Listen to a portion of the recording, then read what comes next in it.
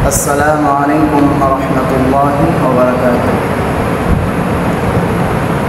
الحمد لله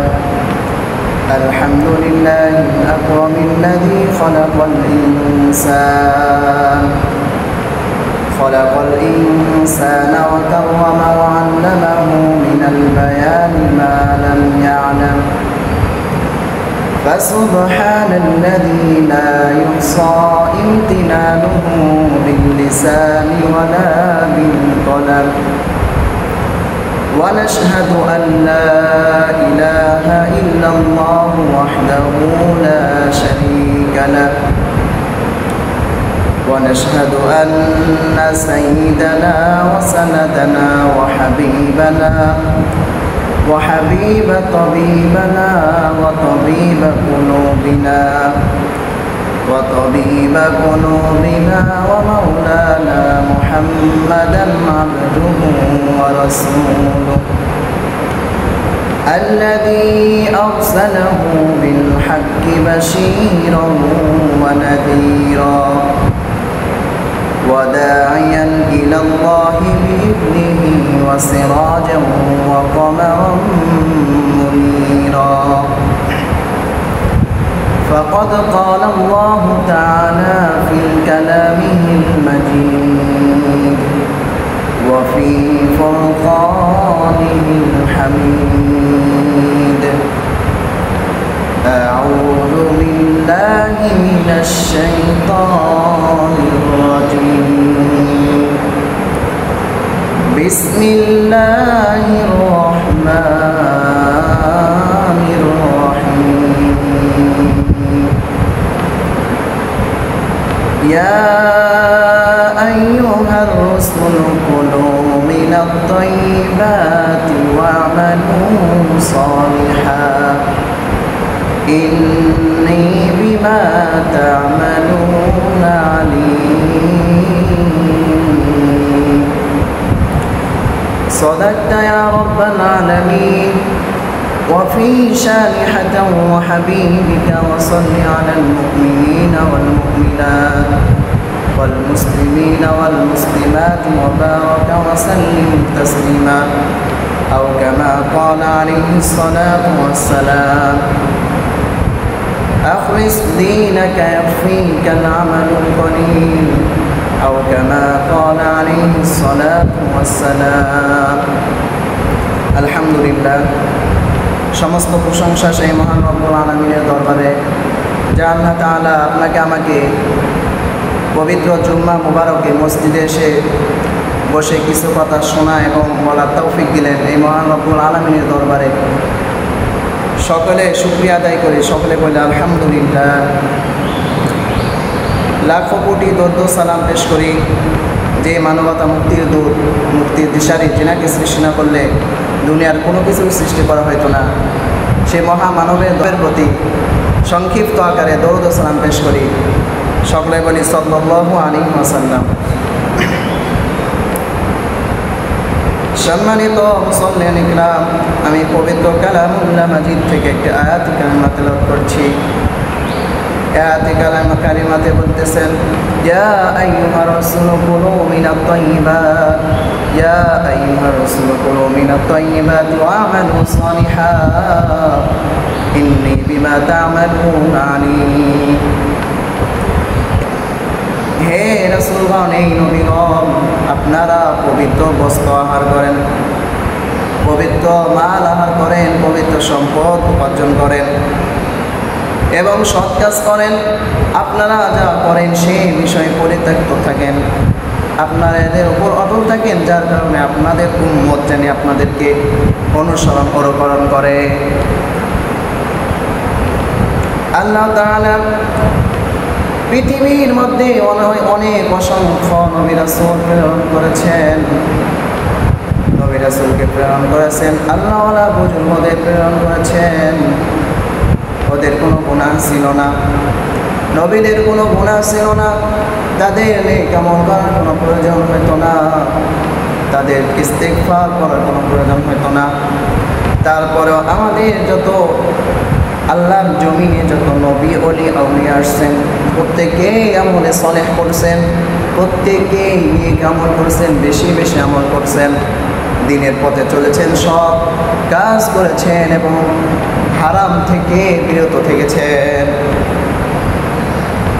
মোট কথা মুসলমান ভাইয়েরা আমার, এই আয়াতে কারিমার ভিতরে ব্যাখ্যা হচ্ছে যে ইয়া আইয়ুহার রাসূল কুলু মিনাত তাইয়্যিবাতি ওয়া'মালু সালিহা। আল্লাহ রাব্বুল আলামিন প্রত্যেকটাই নবী রাসূলকে দুইটি কাজের আদেশ দিয়েছেন। এই দুইটি কাজে পবিত্র কোরআনে আল্লাহ তাআলা বিভিন্ন স্থানে নবীদেরকে আদেশ দিয়েছেন। সে আদেশ শুধু নবীদের জন্য নয়, সে আদেশ শুধু নবীদের জন্য নয়, সে নবীদের জন্য নয়, সে আদেশ হচ্ছে মুসলমান জগতের জন্য। আমরা যারা মুমিন মুসলমান মুত্তাকি, আমাদের প্রত্যেকের জন্য। আমরা নামে মুসলমান শুধু না, আল্লাহ রাব্বুল আলামিন এই আদেশে বলেছেন মূলত কাজ দুটি শুধু নবীদের জন্য নয়। মুসলমান আমরা যারা মুসলমান হয়েছি, প্রত্যেকটা মুসলমান নর-নারীর জন্য মূলত এই কথাটা আল্লাহ তাআলা নবীদের মাধ্যমে উম্মতকে ছড়িয়ে দেওয়ার জন্য নবীদেরকে এই দুটি কাজের আদেশ করেছেন। এই দুটি কাজ আল্লাহ রাব্বুল আলামিন এমন দুটি কাজের আদেশ করেছেন, এমন দুটি কাজের আদেশ দিয়েছেন যেই কাজ না করলে আর যেই গুণ অর্জন না করলে কোনো নবী নবী হতে পারবে না, কোনো অলি হতে পারবে না, কোনো বুজুর্গ হতে পারবে না, কোনো পীর হতে পারবে না। মোট কথা এই কাজ দুটি করা সকলের জন্য অত্যন্ত জরুরি, সকলের জন্য খুব প্রয়োজন।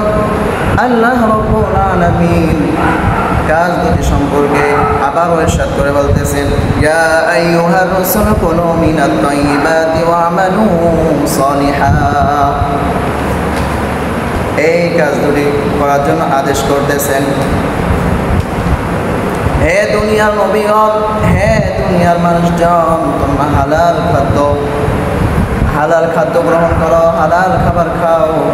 এক নম্বরে বলতেছেন ইয়া আইয়ুহার রাসূল কুলু মিনাত তাইয়্যিবাতি ওয়া'মালু সালিহা। হে নবীগণ, আপনারা হালাল খাবার খাও, হালাল খাবার খাও। এবং এরপরে নবীর মাধ্যমে উম্মতদের বলতেছেন হে দুনিয়ার সকল মুসলিম উম্মাহ, তোমরা হালাল খাবার খাও, হারাম থেকে বিরত থাকো। দ্বিতীয় নম্বরে বলতেছেন তোমরা আমলে সলেহ হও, আমলে সলেহ করো, বেশি বেশি নেক আমল করো। এই দ্বারা সূরা মুমিন আয়াত নম্বর 51-তে বলে দিয়েছেন ইয়া আইয়ুহার রাসূল কুলু মিনাত তাইয়্যিবাতি ওয়া'মালু সালিহা, যে তোমরা আমলে সলেহ করো, হালাল খাদ্য গ্রহণ করো। হারাম খাদ্য খেয়ে কেউ নবী হতে পারে না, আমলে সলেহ না করে কেউ অলি হতে পারে না। নবী হওয়ার জন্য, অলি হওয়ার জন্য, পীর দরবেশ যাই হওয়ার জন্য, খাঁটি মুসলমান হওয়ার জন্য এই দুটি কাজ করতে হবে। যাই হোক, এই কাজ দুটি করলে সঠিক মুমিন হওয়া যাবে। অত্যন্ত সঠিক মুমিন হওয়া সম্ভব নয়, অন্য মুমিন হওয়া সম্ভব নয়। এই কাজ দুটি আমরা ফলো করব। হযরতে ইমাম আবু হানিফা রাহমাতুল্লাহি আলাইহি এর ঘটনা কিতাবে বর্ণিত আছে যে হযরত ইমাম আবু হানিফা রাহমাতুল্লাহি আলাইহি ইরাকে বসবাস করতেন। তিনি একবার শুনতে পেলেন একটি বকরি হারিয়ে গেছেন। তখন তিনি তেনার খাদেমকে বললেন, হে খাদেম, তুমি আমাকে একটা বকরির বয়স পরিমাণ বাজার থেকে কোনো বস্তু কিনে আমাকে খাওয়াবা না? এখন খাদেম বলল, হে ইমাম আবু হানিফা রাহমাতুল্লাহি আলাইহি, হে আমার মালিক, কেন আপনাকে আমি গোশত কিনে খাওয়াবো না?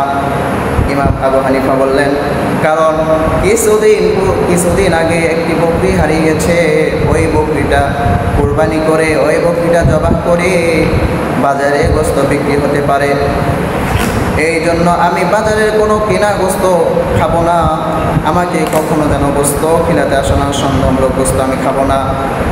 একটু ভেবে দেখেন তারা কেমন বুজুর্গ ছিলেন, তারা কেমন আল্লাহর ওয়ালি ছিলেন। তাদের অঞ্চলে একটা বকরি হারিয়ে গেছে। এই বকরিটা হারানোর কারণে তেনারা বাজার থেকে গোশত কিনে আনেও খেতেন না, কারণ সন্দেহ ছিল যে বাজারে চোর বকরির গোশত তো বিক্রি করতে পারে। আর আমরা নেক আমল করার জন্য, আমলে সলেহ হওয়ার জন্য হালাল খাদ্য খাওয়ার জন্য তারা ইমাম হয়েছিলেন, তারা বুজুর্গ হয়েছিলেন। একটু ভেবে দেখেন, এই জন্য প্রথম কাজ হলো হালাল খাদ্য খাওয়া। ও মুসলমান ভাইরা আমার, এখানে অনেকে উপস্থিত আছেন, অনেকে আমার চাচার বয়সী, অনেকে আমার ভাইয়ের বয়সী, আমার ওস্তাদেরা আমার সামনে বসে আছেন।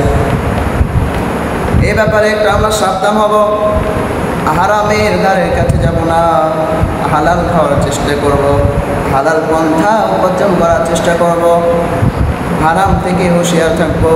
এই দুটি কাজ সম্পর্কে আল্লাহ রাব্বুল আলামিন আবারও ইরশাদ করে বলতেছেন, আমালু সলিহা, আমলে সলিহ করো, নেক আমল করো। আল্লাহ তাআলা বান্দাদেরকে নেক আমল দেখবেন।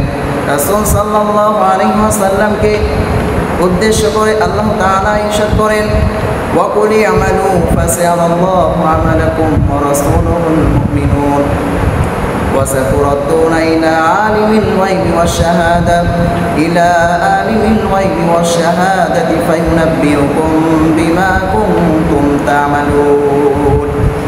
আল্লাহ রাব্বুল আলামিন নবী রাসূলদেরকে উদ্দেশ্য করে বলতেছেন, হে নবীগণ, হে নবী, আপনি বলে দিন তোমরা আমলে সলেহ করো, তার পরবর্তীতে আল্লাহ দেখবেন তোমাদের কাজ এবং রাসূলদের কাজ দেখবেন। মুসলমানগণ, তাছাড়া তোমরা শিক্ষক পরবর্তী হবে অত্যন্ত, আপনারা যদি আমলে সলেহ করেন, আপনারা যদি হারাম থেকে বিরত থাকেন, হালাল খাদ্য উপার্জন করেন, তাহলে আপনারা খাঁটি মুসলমান হতে পারবেন।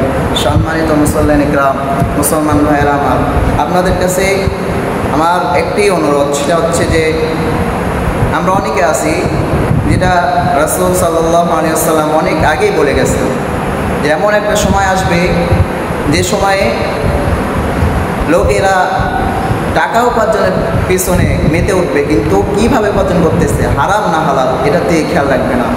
তার কিছুটা অংশ অলরেডি শুরু হয়ে গেছে। আমরা ওই রকম ফিতনা থেকে বাঁচার চেষ্টা করব, আর হচ্ছে ওই রকম ফিতনা থেকে আমরা বেঁচে হালাল পন্থা উপার্জন করার চেষ্টা করব ইনশাআল্লাহ। আমরা আমলে সলেহ করব, কিয়ামতের দিন আল্লাহ তাআলা তা দেখবেন, রাসূল সাল্লাল্লাহু আলাইহি ওয়াসাল্লাম দেখবেন, পৃথিবীর সমস্ত মুমিন আমাদের আমল দেখবেন। সুতরাং বেশি বেশি আমল করতে হবে, ভালো কাজ করতে হবে। ভালো আমল করলে খুশি লাগে, আর খারাপ কাজ করলে অত্যন্ত ভয় সৃষ্টি হয়, লজ্জা লাগে। আমাদের ভেতরে কিছু ভয় লাগে? আমরা তো মাশাআল্লাহ যদি একটা খারাপ কাজ করে আসি, কারো হক মেরে খাই, আমার মনে হয় তো আপনারা খুশি বোধ করেন, কারণ আমি 10 কাঠা জমি পাইছি রে, অমুকের জমি ওর থেকে আমি দখল করেছি। কিন্তু না, কিয়ামতের দিন সকল মুসলমান উম্মাহ কিয়ামতের দিন হাসরের ময়দানে উপস্থিত থাকবেন। ওখানে সব নবী আউলিয়া উপস্থিত থাকবেন। তাদের সামনে যদি এই লজ্জাজনক, এই হারাম খাদ্য কথা, এই হারাম উপার্জনের কথা যদি আমাদের প্রকাশ করা হয়, ওখানে আমাদের লজ্জায় কি মাথা উঁচু থাকবে না। আপনাদের লজ্জা আছে কিনা, আমাদের লজ্জা আছে কিনা আমরা জানি না। তারপরে বললাম, এই জন্য অত্যন্ত মনোযোগ সহকারে কথাগুলো মানার চেষ্টা করবেন ইনশাআল্লাহ। আর হচ্ছে প্রথমেই আমি বলেছি যে আমলে সলেহ করো। আমলে সলেহ কোনটা? বলতেছি যে বেশি বেশি নেক আমল করো, এটা কোনো আমলে সলেহ না। পাড়া প্রতিবেশীর হক মেরে খেও না, স্ত্রীর হক মেরে খেও না, নিজের সন্তানের হক মেরে খেও না। আমল অল্প আমলে, একটা হাদিসও আমি বলেছি, জাকলিস দিন আগে একফি কালা আমালুল কলিল, অল্প আমলেই নাজাতের জন্য যথেষ্ট হইবে। আপনি আমল অল্প করো, কিন্তু আপনি কারো সাথে বেয়াদবি, তারপরে অসভ্যতা আচরণ এরকম করো না। আপনাদের কাছে একটি অনুরোধ, সেটা হচ্ছে হারাম থেকে বিরত থাকবেন ইনশাআল্লাহ। আর আমি